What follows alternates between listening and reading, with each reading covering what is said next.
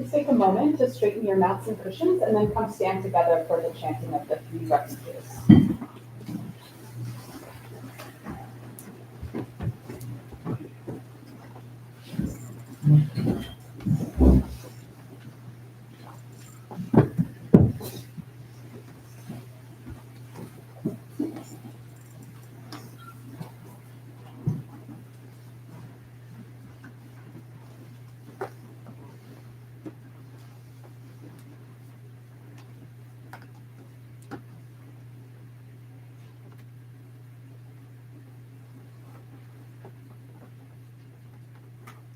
Facing the altar, taking our hands palm, gesture of sincere heart.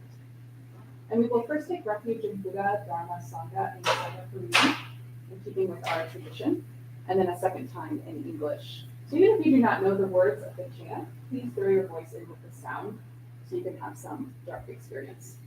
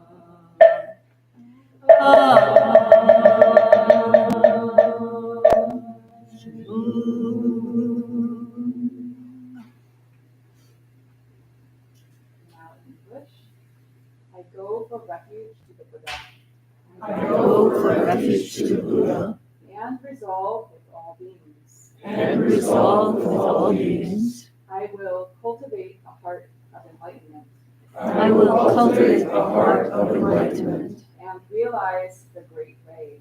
and realize the great way. I go for refuge to the Dharma I go for refuge to the Dharma and resolve with all beings. and resolve with all beings. I will penetrate the teachings I will penetrate the teachings and uncover oceans of wisdom. and uncover oceans of wisdom. I go for refuge to the Sangha I go for refuge to the Sangha and resolve with all beings. and resolve with all beings. I will seek peace and happiness for the many I will seek peace and happiness for the many and transform this world into Buddha lands unimpeded. and transform this world into Buddha lands unimpeded.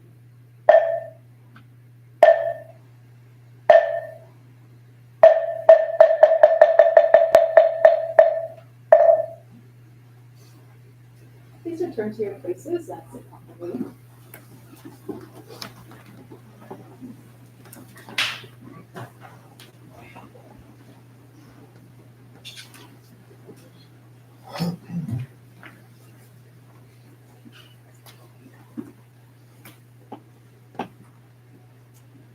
So I want to welcome you all to a special service today. It is our Ancestor Appreciation Day. And so we will be talking about and honoring, in particular, two of our Dharma ancestors, whose photos you see here on the altar, Tongsan Sunim and Sobang Sunim.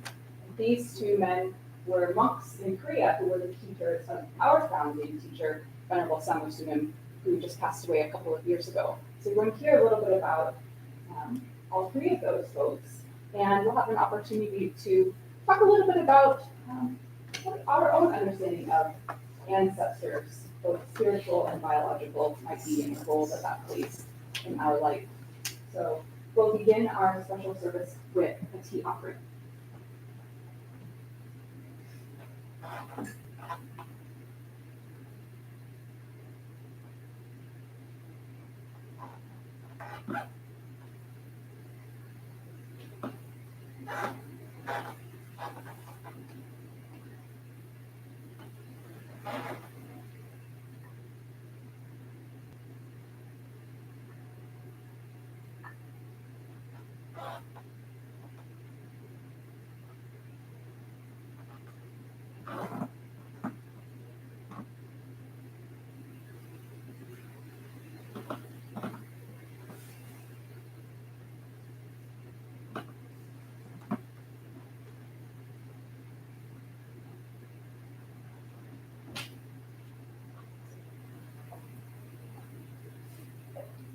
So let me just say a few words before we hear more about these two teachers. A little bit about the nature of the, oh, I should wear the microphone. Can you hear me? Okay.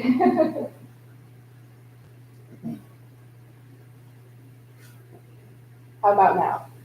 It's not very much louder. Testing. You want to check the volume? Okay. So let me just say a few words about the teacher-student relationship in our Buddhist practice, because it is really a core aspect of our tradition. I'll tell you a couple of very short stories. So I think it was in the fall of 2019, a few months before the pandemic, that I was out in Oregon at this beautiful retreat center up in the mountains that my husband and I like to go to, called Breitenbush Hot Springs. And it's the type of place where they have all these kind of interesting workshops. And while I hadn't signed up for any of the workshops, sometimes the people who are leading the workshop will do a special kind of freebie where you can come and check it out for an hour or something like that, even if you haven't been participating in the whole experience. And there was a man there who was teaching a singing workshop called something like The Natural Singer, sort of promising that anyone could learn to be a singer with his method. And I already enjoy singing, so I wasn't as curious about sort of the method, but I was quite curious about sort of what he would be talking about. And so I went to this evening workshop. And he just led us through some warm-ups, and then it sort of got into the meat of this methodology. And that was, you would volunteer to go and stand in the front of the room and sing a song, and he would coach you kind of on the fly. And part of his coaching method was actually quite fascinating. And that was, you would sing the song first, a few bars of it, based on how you might normally do it.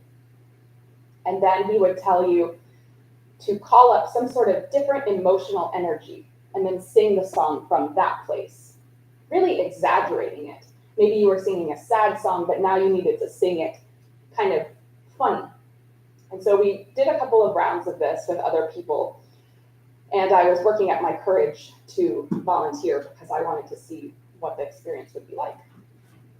So I got to go, and I was singing my song, and we went through it a couple of times, and it was getting a little bit better each time. And then as I was singing, he said to me, as he's kind of coaching, shouting out different things, allow yourself to be seen. Allow yourself to be seen. I think I was probably looking at the floor because I was really nervous. And so that's what he was encouraging me, allow yourself to be seen. And I think I started crying. Such a vulnerable position and an intimate one, but a beautiful one to find myself in. And I think about that teaching, allow yourself to be seen, pretty regularly. And I think for me, it really kind of encapsulates something about the nature of the teacher-student relationship in our spiritual tradition, in our Buddhist tradition. Because for that relationship to be really authentic, both people have to allow themselves to be seen, for better and for worse. And so I wanted to share just a really brief passage from this book by Natalie Goldberg. Do we have any Natalie Goldberg fans? You may know her from Writing Down the Bones. Well, she was also a Zen practitioner, still is, in the 70s, 80s, and 90s. And she was a student of a Japanese Roshi named Katagiri Roshi. But here she is talking a little bit about someone that she met from the Sangha out in San Francisco, where Katagiri Roshi was teaching earlier in his career.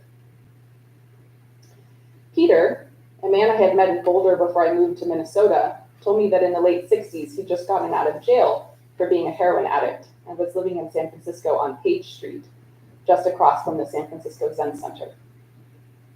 One morning, he said, I stepped out of my door and I saw Katagiri walking down the street. I didn't know his name then, but I knew he was from Zen Center. He was wearing those black robes. I just saw his back, then he turned the corner. I never saw a back that straight before. I watched it. I stood there a moment after I could no longer see it. Then I crossed to the street, went in, and asked them to teach me how to sit. I've been doing it ever since. It was that back. And I think I like that story because if I think about what I at least remember as maybe the first interaction that I had with my teacher, Haji Sunim, which I'm sure you probably do not remember this because it is equally mundane. I relate to the story about seeing someone with a beautiful straight back and thinking, wow, how can I get some of that? We never kind of know what's going to be that entry point into wanting to learn and study more with a teacher. And so this was probably, I don't know, maybe 8 or 9 years ago.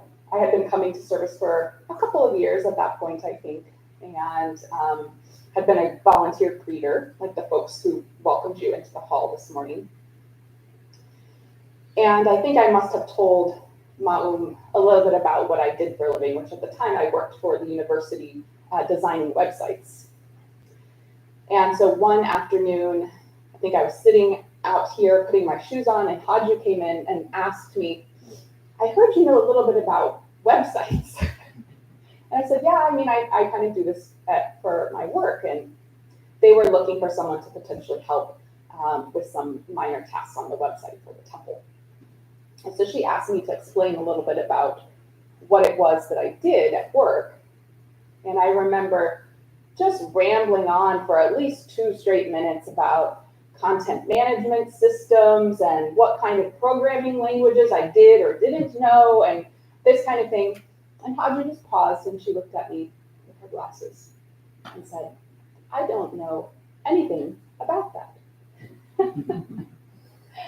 And I was so charmed by that response because at the time I was living in a world where you couldn't really admit when you didn't know anything about anything. You had to have an answer, particularly in sort of the work context. And I was so struck by the easiness of that response and the spontaneity of it. And I thought, well, that's kind of interesting. I want to learn more about what that's like. And so I continued on in pursuing that teacher-student relationship and pursuing my studies. So these are just a couple of examples. We're going to hear a little bit more about our Dharma ancestors, Tongsan Sunim and Solong Sunim. And then after we do some special rituals and readings as part of this service, we'll have a little bit of time towards the end to talk a little bit more about maybe your experience with the concept of ancestors. So I will now invite Ma'um to lead us in the next portion. Ma'um, would you like to lead the floor?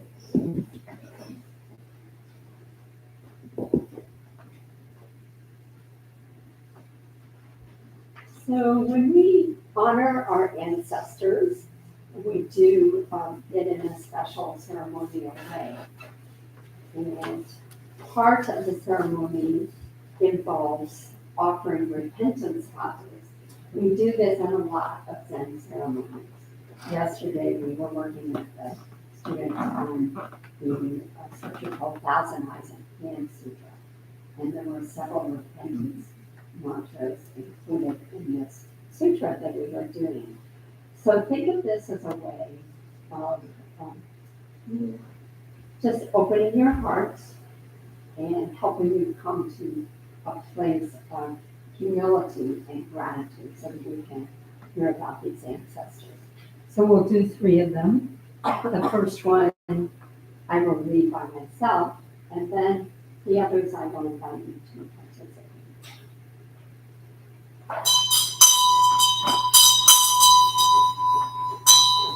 Transcendent repentance by Yichong. Mountains of guilt piled up over many lifetimes, completely wiped out with a single thought. Just like fire would burn dry hay, utterly destroy, and no remainder. Without selfhood, guilt comes from mind. If mind disappears, guilt too loses itself. Guilt lost and mind gone, both are empty. This is called true repentance.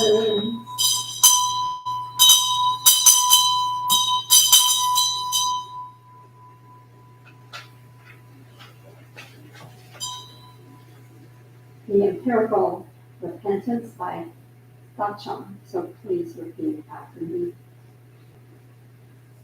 The wrongful misdeeds I have committed since old.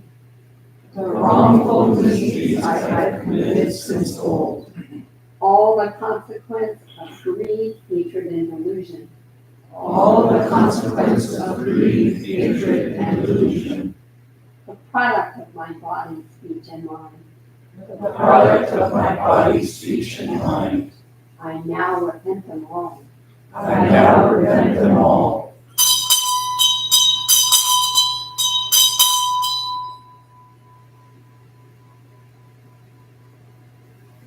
Now, third repentance mantra. Om Sattva Gota. Om Sattva Gota. Bodhi Sadaya Savaha. Bodhi Sadaya Savaha. Om Sattva Gota. Om Sattva Gota. Bodhi Sadaya Savaha. Bodhi Sadaya Savaha. Om Sattva Gota. Om Sattva Gota. Bodhi Sadaya Savaha. Bodhi Sadaya Savaha.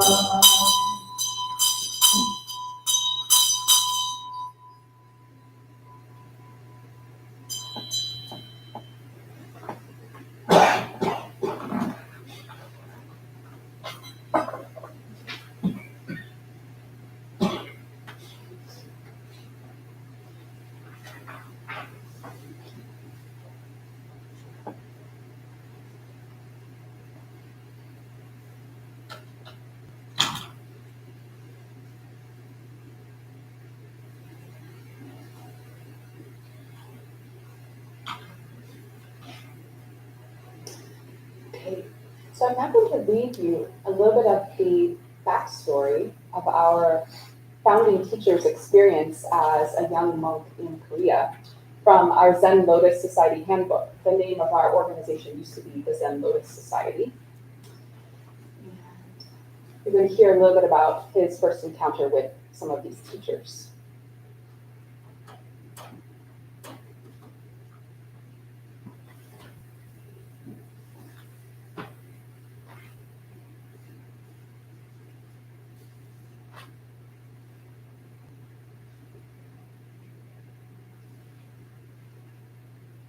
Not long after I entered Pomosa, that's the name of the temple, I was admitted to the Zen meditation hall, which had a sign, "Off limits to outsiders." The Zen master was Solbang Sunim, who lived 1890 to 1969. He became my Dharma master. When I first greeted Solbang Sunim in the Fresh Wind Hall, the main meditation hall, in a tea ceremony introducing a new student to the master and senior students of the hall, I felt as if I had inadvertently entered a tiger's cave. The silent and expressionless Zen monks who sat around facing me were frightening to one never exposed to such a situation before. But more frightening were the two staring eyes of the master, who resembled an old tiger crouched in his cave. However, I was soon to find out that these silent monks were wonderful people. Few distracting thoughts troubled them. Like children whose minds are constantly occupied with the thought of their mother, the minds of the Zen monks were always occupied with their Waru study. Solbang Sunim was widely known and respected for his wisdom and sharp eye for training Zen students. Is that too much to read? No. Well, they might want to hear more. I'll solve them later. Oh, okay. Thank you for keeping me on track. So that's Solbang Sunim. We actually don't have a lot written on the records about Tongsan Sunim, but I do have a little bit about him in terms of what we remember from history. So similar era as Solbang Sunim, he lived 1890 to 1965, and he was Samu Sunim's ordination master. So what we do know about him, he was the spiritual head of a monastic community of 200 monks and retired from the position of Supreme Patriarch of the Choge Order. That's the Korean order that we descend from. He taught through example, living scrupulously, adhering to the precepts and pure rules. and he is said to have exemplified Shila Paramita, our morality perfection. And so we're going to hear, in his honor, a reading of the 10 Bodhisattva precepts. MC, could you read those for us? I'll find you the page. Yes, please come up. MC is in our precept study group this year. So we thought it only fitting to ask you to read them.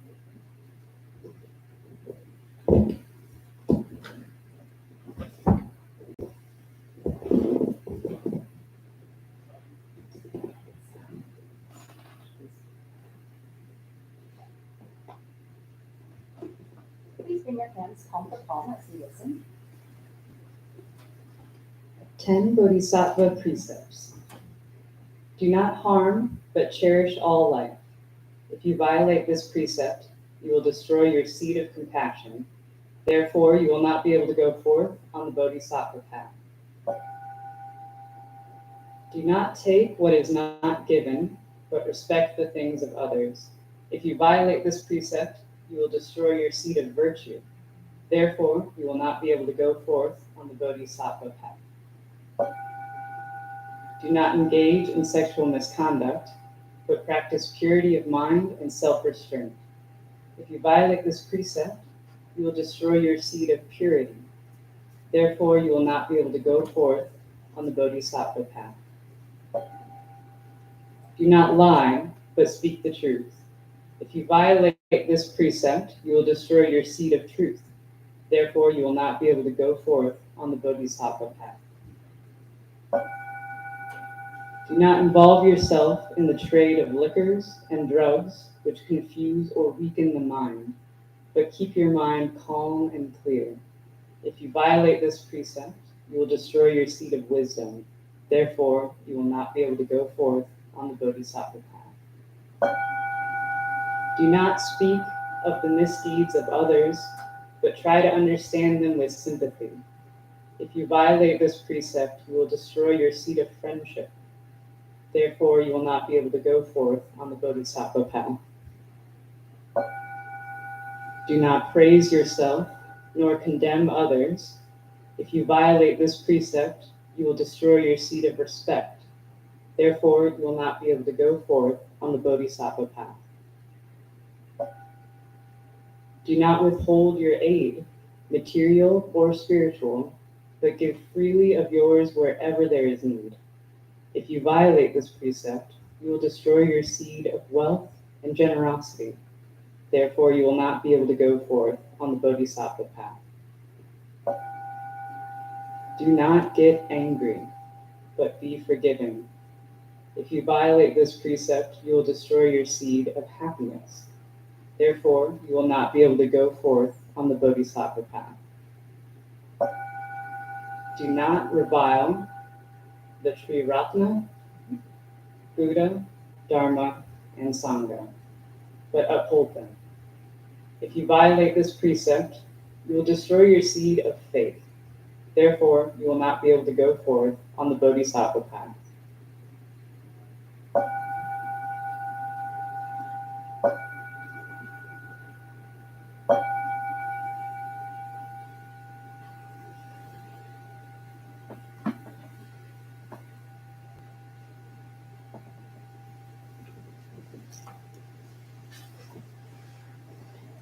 So in remembering the life of Tongsan Sunam, we reflect on our ability to develop Buddhist faith and the power of planting wholesome seeds as we live a life of practicing precepts. So we will now have 2 minutes of silent meditation. Please compose yourself and return to your breathing.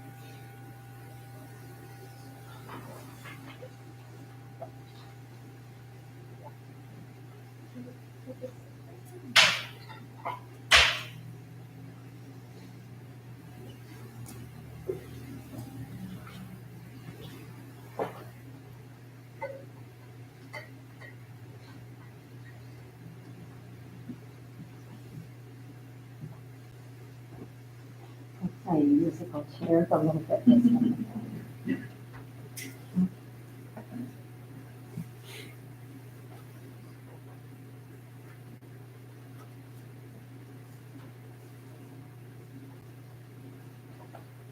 So Jagwa spoke about Sunan's ordination master, Kongsan Sunan, and I'm going to speak about Solbang, Sunan's Dharma master.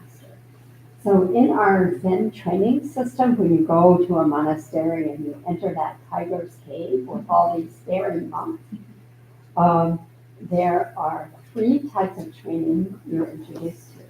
So Shila, the morality, has to do with precept.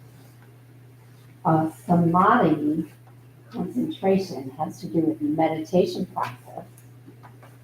Prajna, wisdom, has to do with the fruits of our practice in a holistic way. So it is that wisdom that's within all of us that sort of goes beyond words. And so a Dharma master is someone who helps the students cultivate this wisdom that is within them. And he does that through example.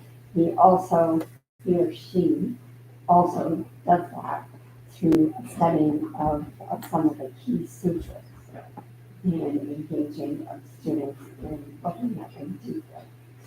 One of the key sutras is the Diamond Sutra that we study. And we will be reciting that together in just a few minutes. But first, let me introduce Solbang Sunan as the Dharma master character, the personality, in the story of Swami Sunan's training.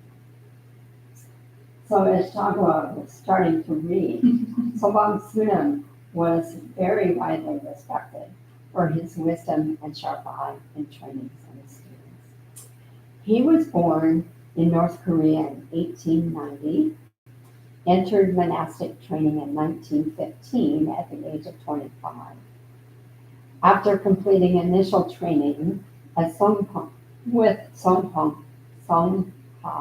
Sunan, he traveled around and sought out and studied with many renowned teachers. In 1950, the Korean War broke out and he fled south. He took care of fellow refugees. It was a time of high anxiety, but his practice was strong and on edge, and he became enlightened talking to people, interacting with them. A quote from Solbang Sunan: "I realize the way of Buddha is not complicated at all. Awakening occurs in an instant. Ancient masters would say that it would take 3 days for the smart and 7 days for the slow. How many years has it taken for a dullard like me? 35 years.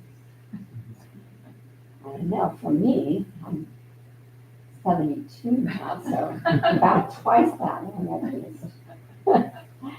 After the Korean War, Solbang Sunan moved to Busan, the southernmost city of Korea. His life in the metropolitan Busan area cannot be separated from his drinking habit. Nobody seemed to know when or how or why he became a thirsty soul. Indeed, people noticed that he was free and easy and looked happier playing with non-temple people. At first, ordinary people were surprised and a little lost with the drinking monk. Then Solbong interjected, "Too many non-drinking monks talk." People burst into laughter, and any taboo was removed right away. So, unfortunately, even though when somebody is enlightened, we still have karma that we have to deal with.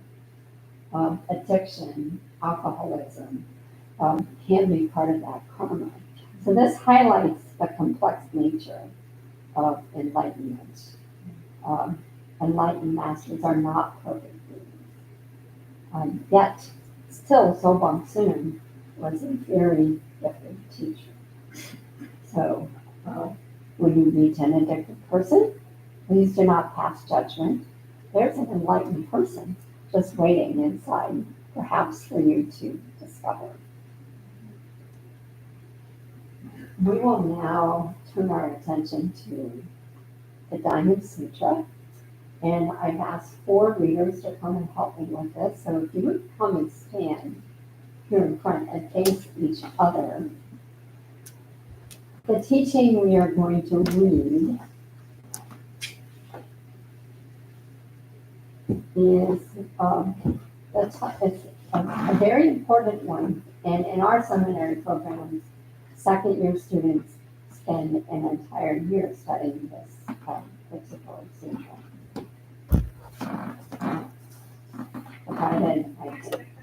No, I don't want to.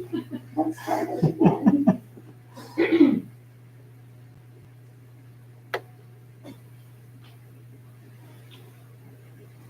Let's stand and start facing each other.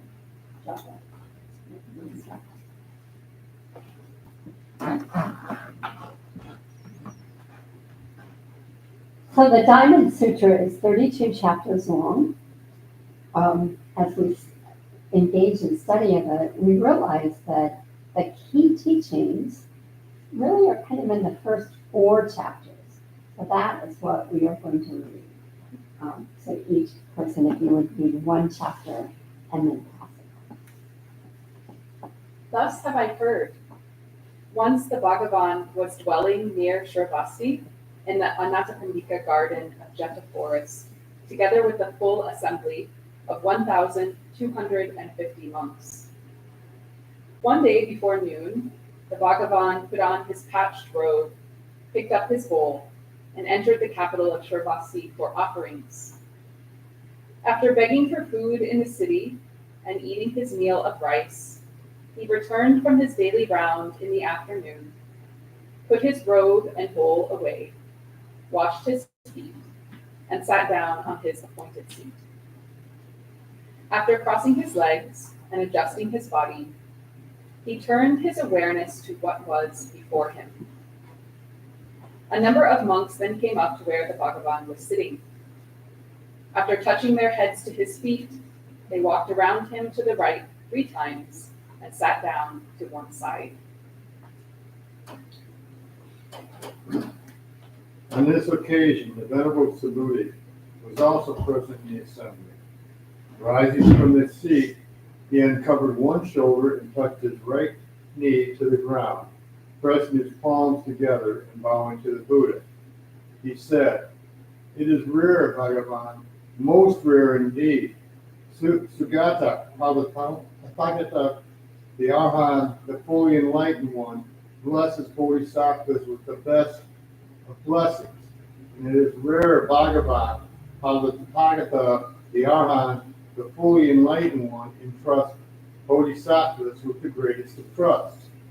Even so, Bhagavan, if a noble son or daughter should set forth on the bodhisattva path, how should they behave? How should they practice? And how should they control their thoughts?" The Buddha told the Venerable Subhuti, "Well said, Subhuti, well said.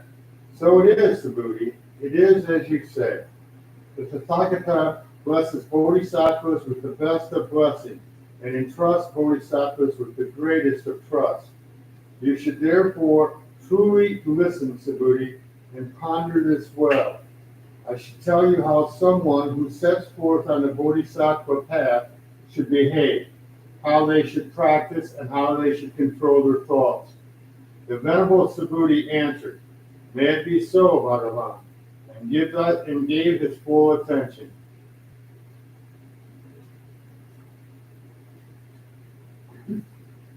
Three, the Buddha said to him, Subhuti, those who would now set forth on the Bodhisattva path should think this thought. However many beings there are in whatever realms of being might exist, whether they are born from an egg or born from the womb, born from the water or born from the air, whether they have no form or no form, whether they are able to perceive or not perceive, or neither perceive nor not perceive, and whatever conceivable realm of being one might conceive of beings, in the realm of unconditional nirvana I shall liberate them all. And though I thus liberate countless beings, not a single being is liberated. And why not, Subhuti, a Bodhisattva, to whom the conception of a being occurs cannot be called a Bodhisattva? And why is that? Subhuti, no one can be called a Bodhisattva who conceives of a being, a life, or a soul.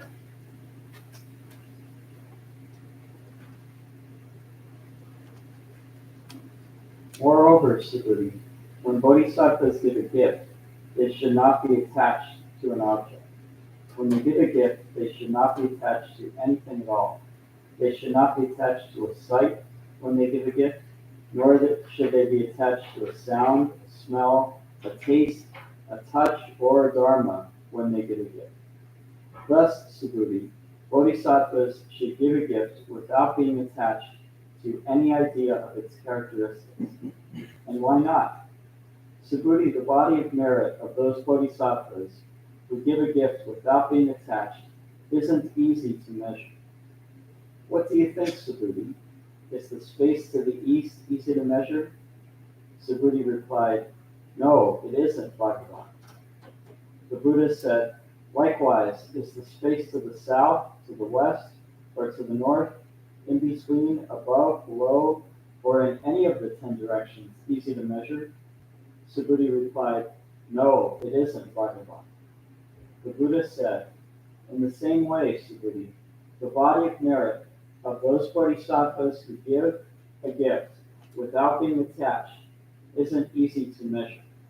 Thus, Subhuti, those who set forth on the bodhisattva path should give a gift without being attached to any idea of its characteristics."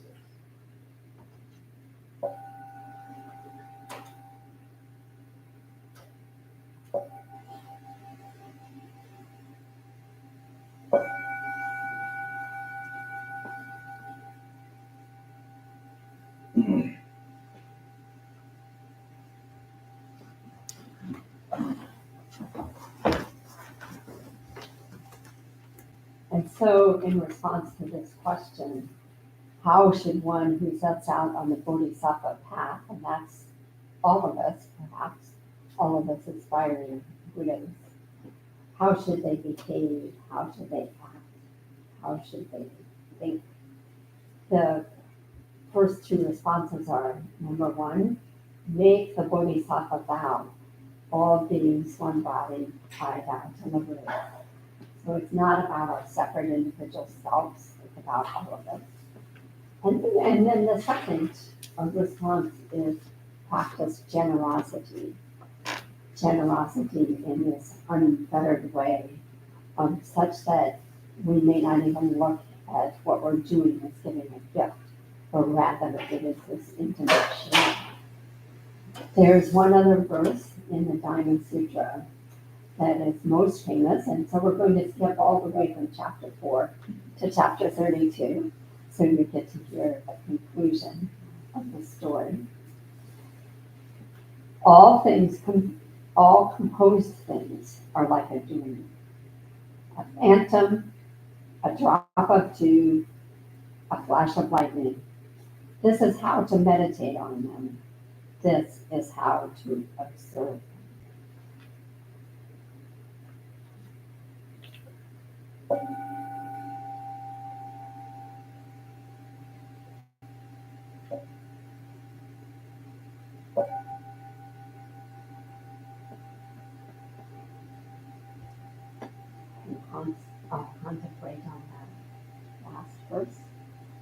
to what meaning you can derive from that. Let me read it one more time. All composed things are like a dream, a phantom, a drop of dew, a flash of lightning. This is how to meditate on him. This is how to observe. So now let's take 2 minutes of silent meditation to honor Sobong Su.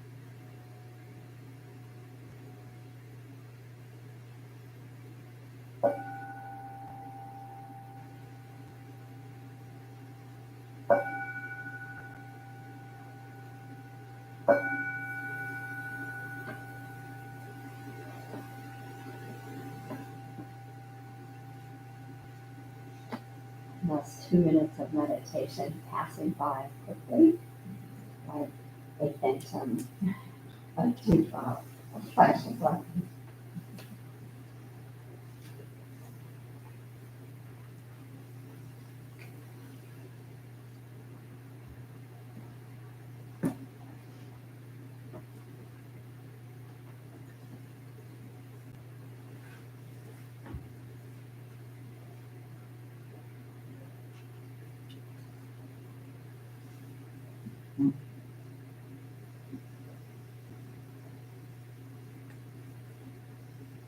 So we only have a few minutes left together this morning, and I wanted to offer another very, very short story and then a discussion question so that we can hear from all of you.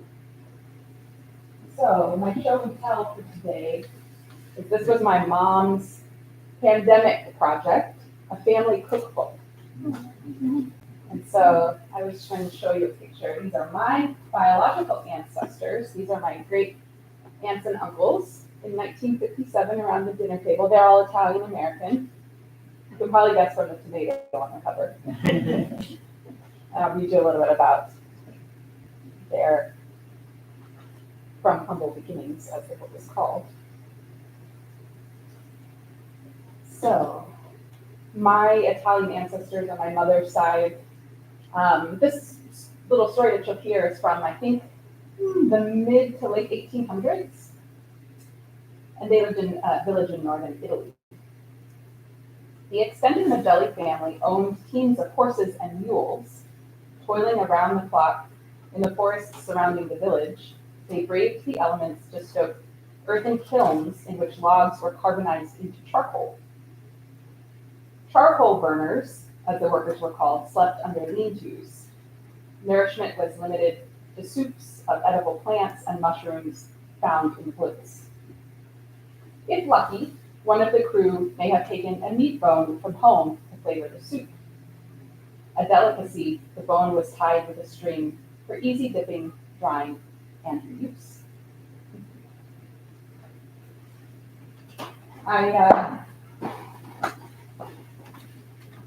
I really think about that bone on a string a lot, actually.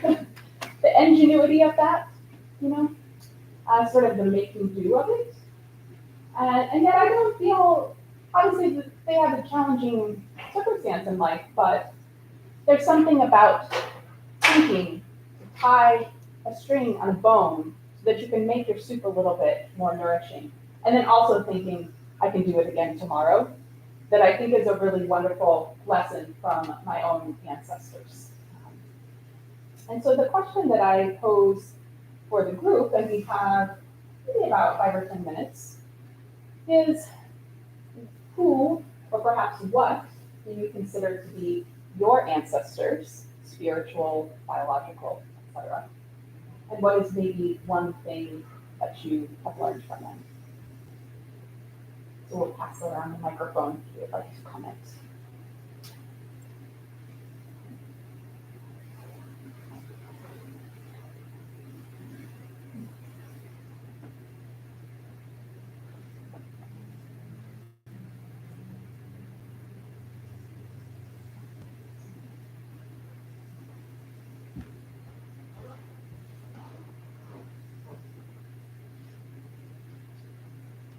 My grandfather, Paul, passed away a year ago now.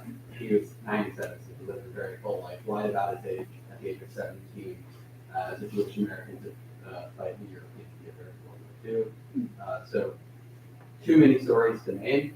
Stories that come to mind are, this was before I met my lovely wife, but he saw me noticing a girl in the far corner, and he comes back from the bathroom and asks her phone number. And he's a very charismatic individual, but he always talked about the man in the mirror.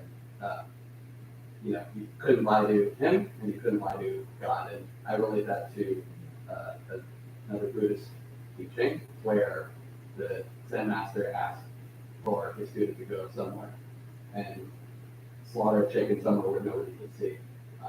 And the student came back and said that they were unable to complete the task no matter where they went. He could see. Mm-hmm.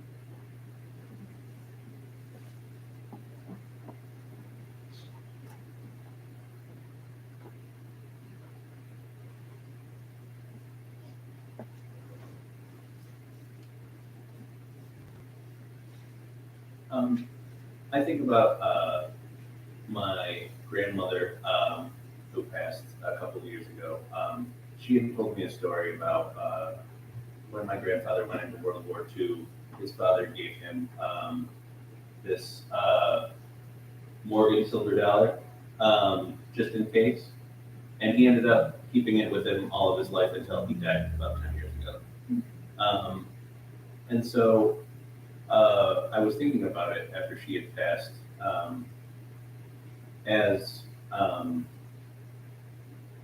this is something that she gave me to remind me of my family.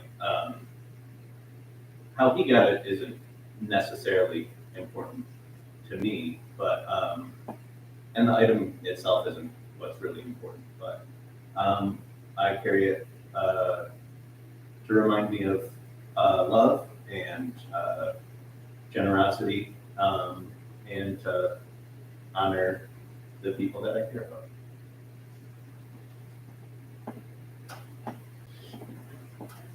Right behind you, Mom. Hello. Yeah, I think I get sad when I think about my ancestors because there was a lot of like alcoholism in my family, and so the learning about the history of them is strange. Like there are some stories that are very told a lot, and then there are other stories that are not told at all, or only by certain people. But I think on my mom's side, so I've been kind of like doing, my own learning. But on my mom's side of the family, my grandma was very like independent. So they tell a lot of stories about how she lived a very independent life for a long time, and she traveled to Europe and was put in the paper for traveling to Europe in Saginaw. And so then on my dad's side, I remember my grandpa when I was young, as like being my favorite family member. And so there was a lot of also like violence that he did in the home and stuff like that. But when I was a kid, he was like the coolest, like so sweet and endearing, and like loved me as a kid. So I think it's partly like coming to terms with the imperfection of my family members. That's like a big part of my learning.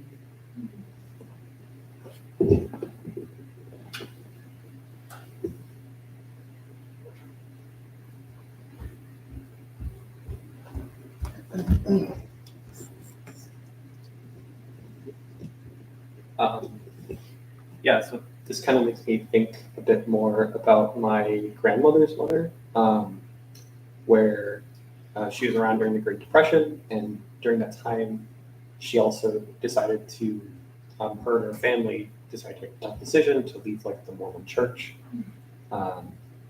and they basically went through the entire country just finding jobs and working on things, just surviving. That's a very difficult time, and then they eventually settled. And my great grandmother eventually ended up basically running an entire shop on her own and raising like tons of children. I don't even know how many. And basically doing it on her own, especially at a time when women really couldn't own or run businesses. That wasn't really a well accepted thing. But yeah, she ended up sort of doing that very dutifully after, living a life that was very, I guess, like restricted, and I guess like she didn't let her past define her. These ideas of women can't run businesses and everything like that. She's able to do that on her own, and I think that resilience, I kind of see that in my mother as well, and not letting her past define her and having that inner strength, because she also had a very rough childhood, and my adulthood, I kind of realize even more and more about how amazing it is that she was able to give me a more stable, like, normal childhood, and how she learned a lot from that. She had a lot of inner strength to not let that define her and to like ruin her spirit or anything like that. And so that's something I really draw from.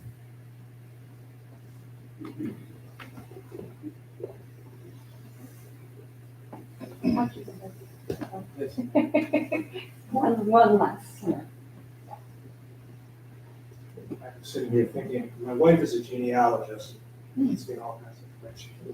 Turns out I'm a direct descendant of the first president of Harvard. Okay.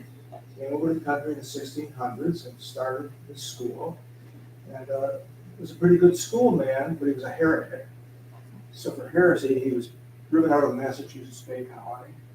Had to settle somewhere else in Massachusetts and Plymouth area. And there are no paintings of him, and there's not much known about him at all. About 200 years later, Harvard's still there. So I think to myself, do I have to be well known to maybe make a difference in this life? I think Henry Dunster, my ancestor, someone would not have Anyway. All right, Haji, you take the last word. Thank you. Did you have something? Oh, sure. Oh, thank you.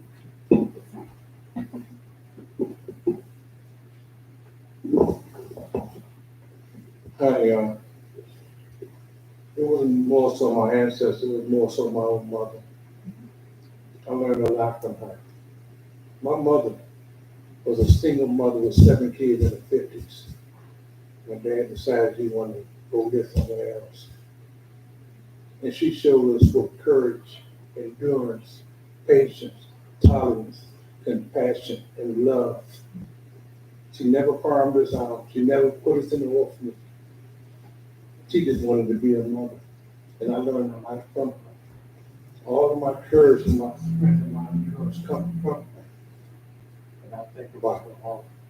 Of course, her and my dad reconciled, and they got back together, and they both passed 30 days apart in 1984. But I will always remember my mother. And I just want to this last little tradition. My mother always liked to clean the kitchen.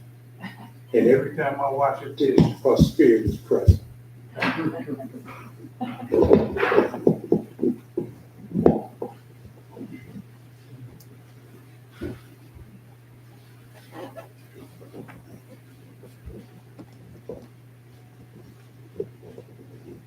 Yesterday, I did tea after work in the garden. And I think it's so good that she's here. I would ask her to tell the story. But she was saying, had a reading of roots, and she talked about her father being her root and how he would pass down all of his gardening tools. It just touched me. We think of so many other things, but gardening tools, and she had the lunch reason.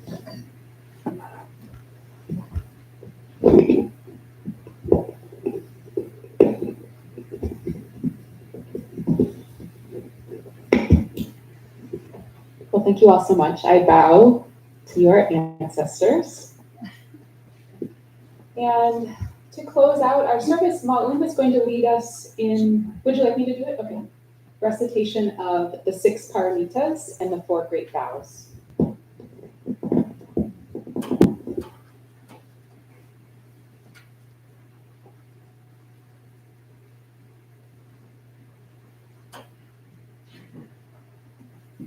The 6 paramitas, please repeat after me. Dana paramita. Dana. May I be generous and helpful. May I be generous and helpful. Shila paramita. Shila paramita. May I be pure and virtuous. May I be pure and virtuous. Kashanti paramita. Kashanti paramita. May I be patient. May I be patient. May I be able to bear and forbear the wrongs of others. May I be able to bear and forbear the wrongs of others. Virya paramita. Virya paramita. May I be strenuous, energetic, and persevering. May I be strenuous, energetic, and persevering. Dhyana paramita. Dhyana paramita. May I practice meditation. May I practice meditation. And attain concentration and oneness to serve all beings. And attain concentration and oneness to serve all beings. Prajna paramita. Prajna paramita. May I gain wisdom. May I gain wisdom. And be able to give the benefit of my wisdom to others. And be able to give the benefit of my wisdom to others. And the 4 great vows. All beings, one body. All beings, one body. I vow to liberate. I vow to liberate. Blind passions, one root. Blind passions, one root. I vow to terminate. I vow to terminate. Dharma gates, one mind. Dharma gates, one mind. I vow to penetrate. I vow to penetrate. The great way of Buddha. The great way of Buddha. I vow to realize. I vow to realize. Please stand, and we are going to do 9 prostrations facing the altar. Vows, 9 vows facing the altar. And we will be reciting venerable sunams in honor of Tongsan and Solbang as we make vow.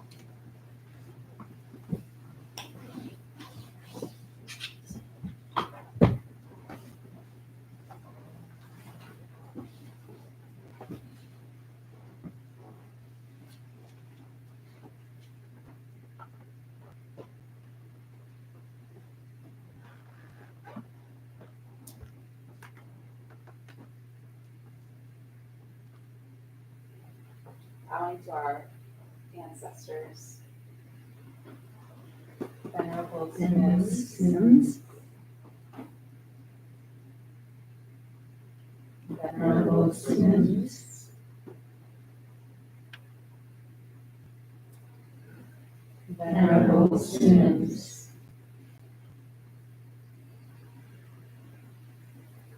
Venerable Simmons.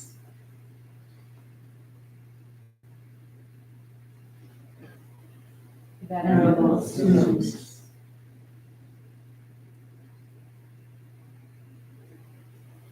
Venerable Simmons.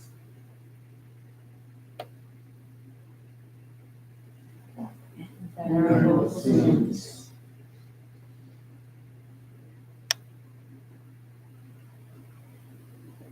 Venerable Simmons.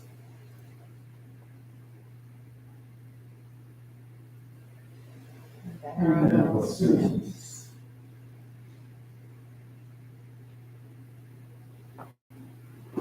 Thank you all for being here. Do we have any brief announcements? Yeah. Thanks everyone for coming to practice this morning despite the early hours, despite the cold weather, and despite half of the streets being blocked this morning. If you have any questions, you can ask any of us wearing the gray and we'll try to answer your questions. If you're interested in receiving our weekly email bulletin, there's a sign-up sheet on the table, so you can sign up to receive that. And please pick up a copy of our schedule. It looks like this, and I'll mention a few things that are coming up. We offer introductory meditation courses, which run on 5 consecutive Thursday evenings from 6:30 to 8:30 p.m. So the next 5-week session begins on Thursday, April 25th. And if you're interested in that, there's a sign-up sheet on the table. We offer yoga classes on Tuesday evenings, 6:30 to 8 o'clock p.m. And today we'll have together action for about 15 minutes after the service. So if anyone would like to help work together in the backyard, we have some compost and things to move. And then in the backyard, we'll meet for only about 15 minutes right after the service. I want to say, we also have 15 shovels, 3 wheelbarrows, and 6 screens. So if we could get, 15 and 3 and 6, that would be a lot of 24. mode. But it's a special time in the garden, so for 15 minutes, if everyone can mobilize themselves, that would be great. And there's a couple of people, I wonder if Maju, I could put you as one of the leaders of one of the groups. And Kit, the other one, please. Okay, we'll meet in the backyard. Okay. And then at the end of the service, please help us to prepare this room for the next activity by moving the mats and cushions. The mats and cushions that are touching the carpet will remain where they are, but the other rows, if you could take these rows and stack them in the back corner, please, and this row and stack on the stage, please. And Recovery Dharma meeting We'll be today? meeting at noon today in the library for the historic sauna right next door. Okay. The temple is supported entirely by your kind donations of time and money. There is a fishbowl for monetary donations, and if you'd like to volunteer your time, Saturdays from 3 to 5 p.m. is a time when we like to work in the garden. That's a nice opportunity to volunteer. And now let's have some tea. So let's bow one more time.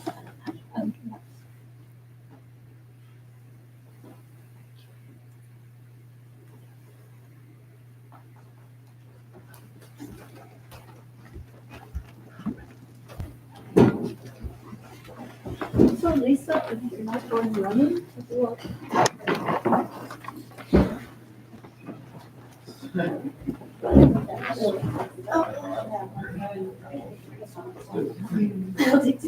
Very happy with that.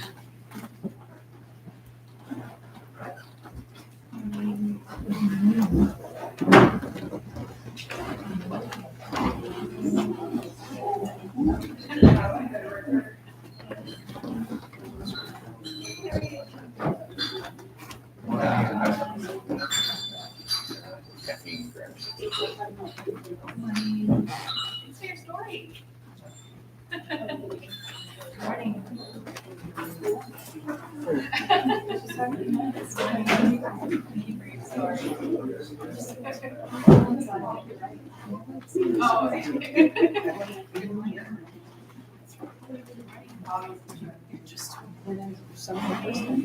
you serious? Yeah. It's my first time. I know.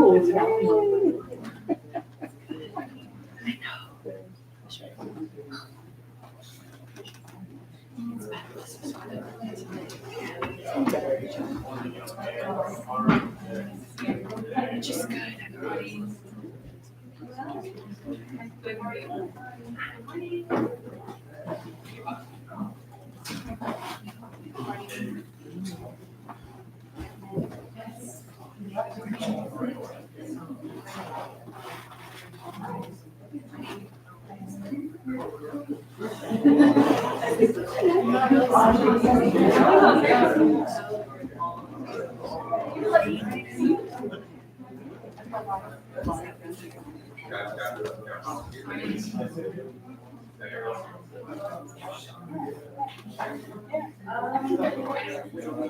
I never actually heard that you did it very well.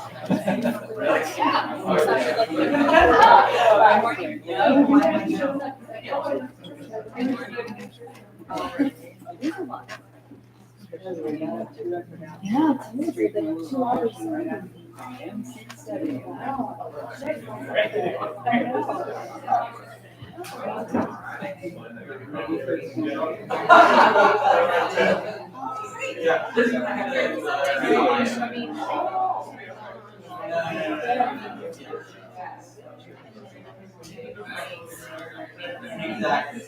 You're welcome.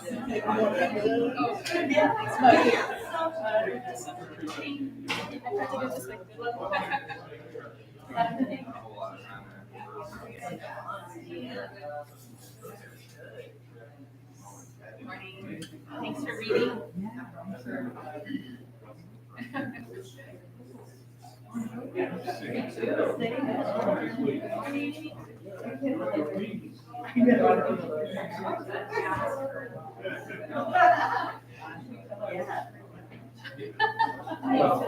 We ignore all that. Yes.